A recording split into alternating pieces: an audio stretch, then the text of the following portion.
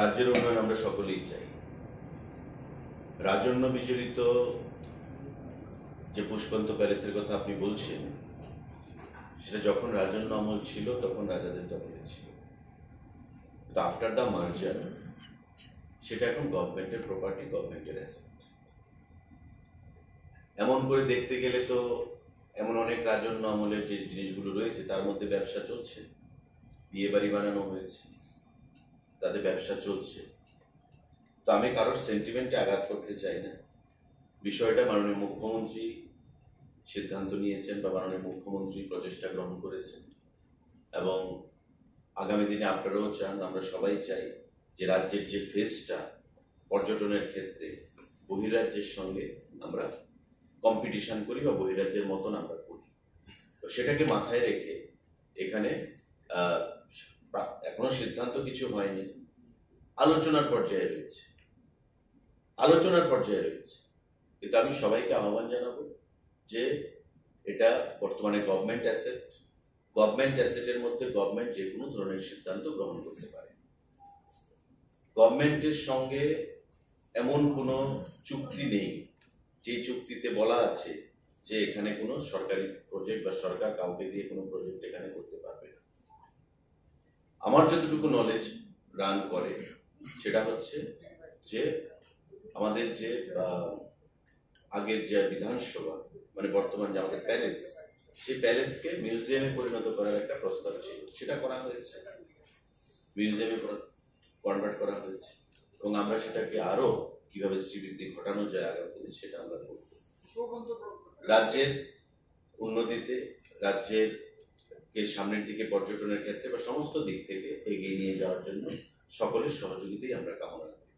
তো স্বাভাবিকভাবেই রাজ্য সরকার যদি কোনো সিদ্ধান্ত নিতে চায় সে বিষয়ে আমি মনে করি প্রত্যেক অংশের মানুষকে এটা বাধা বিপত্তি না করে সেটাতে এগিয়ে আসা উচিত, এতে করে আমাদের রাজ্যের নাম সুনাম বৃদ্ধি পাবে। সরকারের শরিক দলের তরফ থেকে এই ব্যাপারে বিরোধিতা এসেছে না, সেটা আমরাও দেখেছি, আপনারাও দেখেছেন, সেই বিষয়েই প্রশ্নটা এসেছে। এই ব্যাপারেই বলছি যে সরকার সরকারি জায়গাতে করতে পারে বলে আপনি একটু বললেন। না, আমি এই কথা বলিনি। সরকারি জায়গাতে সরকার, বর্তমানে বলছি যে জায়গাটার কথা বলা হচ্ছে, it is now government property, আমি সে কথা বলছি। গভর্নমেন্ট প্রপার্টি হিসেবে সরকার কাকে লিজ দেবে বা সরকার, অনেকে বলছে যে আমাদের সঙ্গে আলোচনা করা হয়নি, এখন তো এখন এটা প্রাইভেট প্রপার্টি হলে সেটা অন্য জায়গায় মাত্রা পেত। আমি কারোর ভাবাবেগকে আঘাত করতে চাই না, কারোর সেন্টিমেন্টকে আমি আঘাত করতে চাই না, আমি কারোর কালচার, ট্রেডিশন, হেরিটেজ, কাস্টমস এগুলোকে সম্মান জানিয়ে আমি বলছি যে রাজ্যের উন্নয়নে সকলকে এগিয়ে আসা উচিত।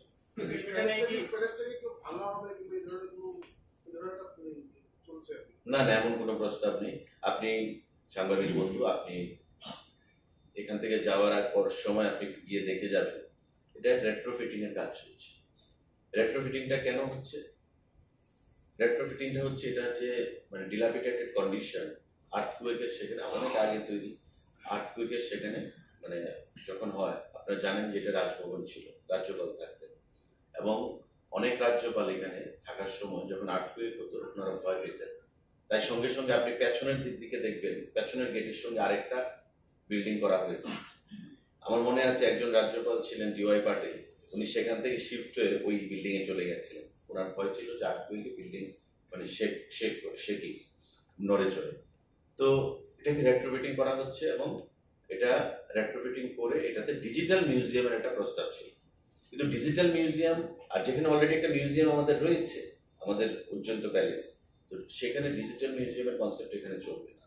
আর ডিজিটাল মিউজিয়ামে কত মানুষ আসবে, কে দেখতে আসবে, যেখানে অলরেডি রাজাদের ইতিহাস বা রাজাদের যে জিনিসপত্র বা তাদের মানে ইতিহাস বিজড়িত যে জিনিসগুলো, সেগুলো তো আমরা মিউজিয়ামে রাখবো। তো মিউজিয়ামে আমরা রাখছি, সেটাকে আমরা বিশালভাবে সেই মিউজিয়ামকে আমরা পরিচালনা করছি, আরো আগামী দিনে করব। তাই আপনাদের যেটা প্রশ্ন, যেটা ভাঙার যে কোনো পরিকল্পনা, ভাঙার কোনো পরিকল্পনা নেই, কারণ এটাই তো আমাদের মানে হেরিটেজ বিল্ডিং ফেস, যেটাকে ভেঙে আমাদের কি লাভ হবে? যাই হোক, কারোর স্মৃতিতে, কারোর মানে সেন্টিমেন্টে কারোর কালচার ট্রেডিশন তাতে আমাদের আঘাত করার কোনো চিন্তা ভাবনা মানসিকতা নেই। আমরা সম্মান জানিয়েই বলছি সেই সমস্ত জিনিসগুলোতে যে রাজ্যের উন্নয়নে আপনারা এগিয়ে আসুন, প্রত্যেকে এগিয়ে আসুন। এটা একটা সিদ্ধান্ত যদি হয় সেটাকে প্রত্যেকে স্বাগত জানানো উচিত। এজ এ ত্রিপুরাবাসী হিসেবে আমরা প্রত্যেকে কমন সিটিজেন হিসেবে রাজ্যে আমরা চাই রাজ্যে ভালো জিনিস আসুক, রাজ্যের ফেসটা বিশ্বের দরবারে যায়। আজকে আপনি দেখুন পার্শ্ববর্তী রাজ্যে আমাদের